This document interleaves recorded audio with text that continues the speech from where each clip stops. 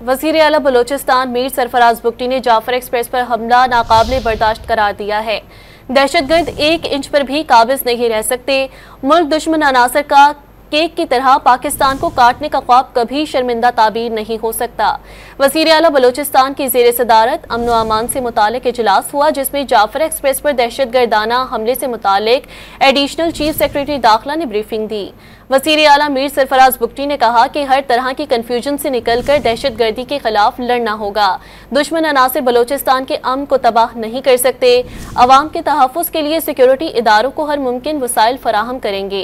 दहशतगर्दों की सहूलतकारों के खिलाफ भी भरपूर कार्रवाई होगी। अमन व अमान पर समझौता नहीं करेंगे। सख्त फैसले नागुज़ीर हैं।